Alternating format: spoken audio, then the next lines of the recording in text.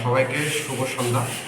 আজকে আমরা একটা বিশেষ কারণে টিএসসিউর কেন্দ্রীয় কমিটির পক্ষ থেকে আপনাদের সবাইকে এই সাংবাদিক সম্মেলনে মিলিত হওয়ার জন্য আহ্বান জানিয়েছিলাম।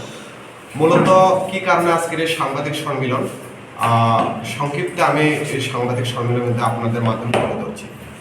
বিগত প্রায় 2-3 মাসের পরে 5 বছর কমপ্লিট হবে বর্তমানের জোট সরকার। কিন্তু এই জোট সরকারের আমলে আমাদের তিপ্রাসা ছাত্রছাত্রীরা কতটুকু বঞ্চিত বা কতটুকু শোষিত বলা যায় সেটার চিত্র আপনাদের সামনে আমি এখন এই সাংবাদিক সম্মেলনের মাধ্যমে তুলে ধরার চেষ্টা করছি। আপনারা সবাই জানেন এই বিগত 4 বছরের যে সরকার রয়েছে জোট সরকার, এক ত্রিপুরা শ্রেষ্ঠ ত্রিপুরার নাম দিয়েছেন, আর গলায় রিসা পরে তিপ্রাসার দরদির কতগুলো দেখিয়েছেন, আর টেলিপ্রম্পটার সামনে রেখে টোটা মোটা ককবরক দিয়ে ইন্টারভিউ দিয়ে তিপ্রাসাদের প্রলোভন দেখানোর চেষ্টা করেছিলেন। কিন্তু তার সঙ্গে বাস্তবে কতটুকু মিল আমি আপনাদের সামনে এই চিত্রটা তুলে ধরলে আপনি বুঝতে পারবেন। আপনারা জানেন বিজেপির স্টুডেন্ট অর্গানাইজেশন হলো এবিভিপি, যারা নিজেকে রাষ্ট্রীয়বাদী ছাত্র সংগঠন বলে। গত 30শে জুন 2022 কৈলাসহরের ঘটনা আপনারা সবাই অবগত রয়েছেন। কৈলাসহরে রামকৃষ্ণ বিদ্যা মন্দিরে আমাদের তিপ্রাসা এবং ট্রাইবেল শিডিউলের একজন ছাত্র, যার নাম জোরেঞ্জয় হালাম, তিনি কোনো কারণে তার ইউনিফর্ম বৃষ্টি ভিজার কারণে তিনি ইউনিফর্ম পরে কলেজে যেতে পারেননি। তার ভর্তির ডেট ছিল, ওই দিনই ভর্তির টাকা ফিস জমা দিতে হবে। কিন্তু তাকে যেভাবে ওই কলেজের গেটের সামনে আটকিয়ে এবিভিপির নামদারি যারা গুন্ডারা কাউন্সিলে ঢুকে তাদের বেধড়কভাবে মারধর করেছেন। কেননা তার একটাই দোষ ছিল যে বৃষ্টিতে ভিজে গিয়েছিল, তো তার ইউনিফর্মটা সে পরে কলেজে যেতে পারেনি। আর ওই দিন যদি ফি জমা না দিলে তার অ্যাডমিশন হবে না। তো ওই সময় দেখে বাকি যারা কলেজের ছাত্রছাত্রীরা ছিল, আর ট্রাইবেল বলুন নন ট্রাইবেল বলুন, সবাই এগিয়ে আসার মতো সাহস কিন্তু তারা করতে পারেনি।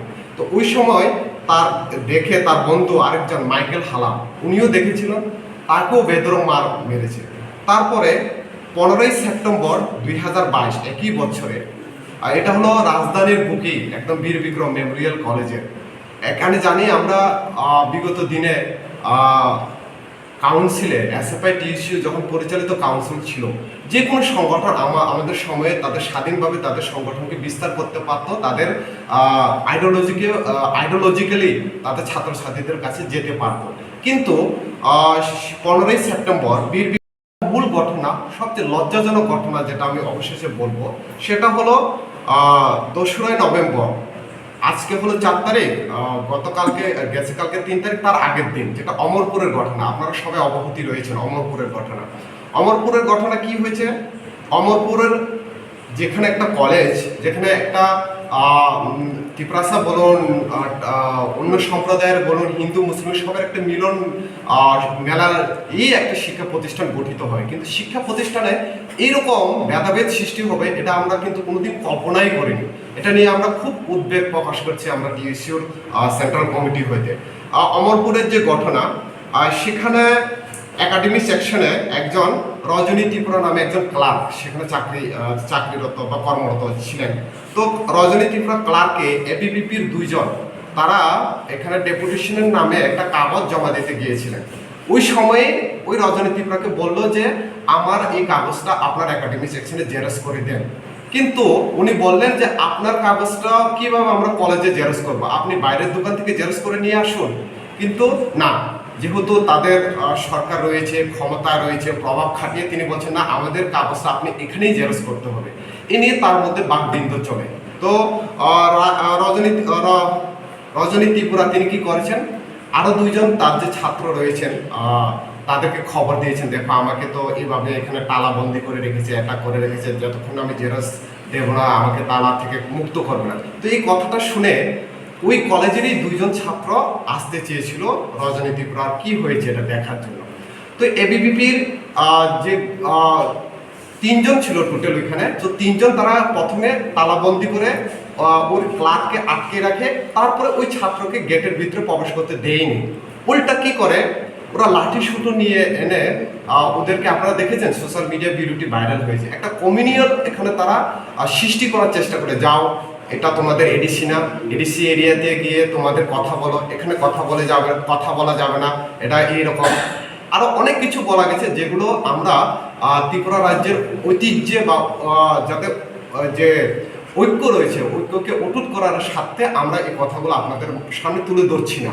অনেকগুলো কথা রয়েছে যেগুলো ওইখানে বলেছে। এই বলার পরে কি হইল, স্বাভাবিক দুইটা কমিউনিটির ভিতরে একটা কমিউনিয়াল সৃষ্টি করার চেষ্টা করছিল। ঠিক তখনই যখন তারপরের দিন মানে কি আগামীকাল 3 তারিখ সেম ঘটনাকে কেন্দ্র করে ওইখানে আরও যারা স্টুডেন্ট রয়েছিল তারা কি করলো, যারা বাকি ছাত্রছাত্রীরা এসেছিল তারাও সেমভাবে বন্দি করলো। ঠিক ওই সময়েই যখন তালাবন্দি করলো, অমরপুরের মণ্ডলের কিছু নেতা ওইখানে গিয়ে কলেজে বিশৃঙ্খল করার চেষ্টা করেছিল। তারা চেষ্টা করেছিল যে কিভাবে ট্রাইবাল বাঙালি হিন্দু মুসলিমের মধ্যে একটা ভেদাভেদ লাগিয়ে দিয়ে কলেজকে উত্তপ্ত করে একটা সাম্প্রদায়িক সুরসুরি খেলে পলিটিক্যাল ফায়দা তারা এখান থেকে লুটার চেষ্টা করছিল। কিন্তু সেটা অমরপুর এই মহাবিদ্যালয়ের ছাত্রছাত্রীরা, যেহেতু ছাত্রছাত্রীরা আমাদের আগামী দিনের ভবিষ্যৎ, তারা এটাকে রুখে দিয়েছে। তার জন্য আমাদের টিএসইউ কেন্দ্রীয় কমিটির তরফ থেকে তাদেরকে অসংখ্য ধন্যবাদ জানায়। তারা ওই ভেদাভেদকে আরেকটু ফরওয়ার্ড স্টেপ করতে তারা দেয়নি। তো এটা সবচেয়ে লজ্জাজনক ব্যাপার। এই 3 জন ছাত্রের নাম আমি বলছি, যে সুমিত দাস, যে এবিবিপির সুমিত দাস, ও কিন্তু কলেজেরও ছাত্র না, ও অলরেডি পাস আউট সত্ত্বেও ওই লাঠিসোঁটা নিয়ে ওই কলেজে কি করছিল আমাদের প্রশ্ন। তার যারা 2 জন রয়েছেন, সুব্রত দাস এবং সঞ্জয় ঘোষ, তারা 5th সেমিস্টারের ছাত্র। তো বেসিক্যালি এই 3 জন যে বেসিক্যালি সুমিত দাসের নেতৃত্বে যারা আউট ছাত্র নাকি মণ্ডলের সঙ্গে জড়িত। আর সবচেয়ে লজ্জাজনক ব্যাপার, এই ঘটনাকে কেন্দ্র করে এই 3 তারিখের রাতে যে উপজাতি ছাত্ররা রয়েছিল, তাদের যে গড় ভাড়া ছিল, ওর গড় ভাড়াতে গিয়ে বাইক বাহিনী মণ্ডলের সহযোগিতা করে তাদেরকে খেত দেওয়ার জন্য চেষ্টা করছিল। তা আমরা বলতে চাইবো, তাহলে এইরকম ছাত্রছাত্রীদের আজকে নিরাপত্তা কোথায়? যে ছাত্রছাত্রীরা ত্রিপুরার ভবিষ্যৎকে গড়বে, যে ছাত্রছাত্রীরা সমাজের কে আয়না দেখাবে, এই ছাত্রছাত্রীদের ভবিষ্যৎ নেই। ত্রিপুরাতে তো অন্যান্য পরিকাঠামোগুলো তো আপনারা দেখছেন কি অবস্থা। তো শিক্ষারও যদি এরকম অবস্থা হয়, তাহলে এই সমাজ কোথায় যাবে? আমরা আজকের এই সাংবাদিক সম্মেলনের মাধ্যমে আমরা এর ঘোর নিন্দা জানাচ্ছি, যেভাবে রাজ্যের বিজেপি একটি সরকার কথায় কথায় ককবরা, আমি যে প্রথমেই বললাম দুটা ফুটা বলে টেলিফোনটা দেখে রিসা পরে এই ত্রিপ্রাসা দরদি হওয়া যায় না, বাস্তবের সঙ্গে আপনি কাজ করে দেখাতে হবে। তার জন্য আমরা বলছি, তারা যেভাবে ত্রিপ্রাসারা যেভাবে ডিপ্রাইভ হচ্ছে এই 4 বছরে, বিশেষ করে বিজেপি আইপিএফটি সরকারের জামানায়, সেটা হয়তো বা কোনোদিন এরকম মুখ দেখতে হয়নি, যে শিক্ষা অঙ্গনেও যে জাতির ভেদাভেদ সৃষ্টি করার প্রচেষ্টা তারা চালিয়ে যাচ্ছে। তো এটা আমরা ঘোর নিন্দা জানাই, এবং যারা এর সঙ্গে জড়িত তার জন্য সুষ্ঠু তদন্ত করে পদক্ষেপ নেওয়ার জন্য আমরা আবেদন জানাই। আর কথাতে বলতে চাইবো, আপনারা জানেন এসএফআই আর টিএসইউ প্রতিনিয়ত রাজ্যের শিক্ষাঙ্গনের বেসরকারিকরণ, বিদ্যাজ্যোতি প্রকল্প, তারপরে তোমার বেসরকারিকরণ, টিচার ক্রাইসিস নিয়ে আন্দোলন চালিয়ে যাচ্ছে, প্রতিনিয়ত আন্দোলন চালিয়ে যাচ্ছে। তো এই আন্দোলনকে দেখে রাজ্যের সরকার পুরোপুরিভাবে তাদের রাতের ঘুম উড়ে গেছে। এই আন্দোলনকে দুর্বল করার জন্য, মূলত এই আন্দোলনকে দুর্বল করার জন্য তারা আজকে কোনো রকম পথ না পেয়ে এভাবে জাতি বিদ্বেষের সুরসুরি করার চেষ্টা করছে, যেটা এবিপির দ্বারা এই অমরপুরের ঘটনা। এই অমরপুরের ঘটনা নয়, বাকি কলেজগুলোই ঘটনা। তো আমরা এটাই বলতে চাইবো আজকের এই সাংবাদিক সম্মেলনের মাধ্যমে, এই রাজ্যের সমস্ত অংশের জনগণ এগিয়ে আসুন, এটা খুব দরকার।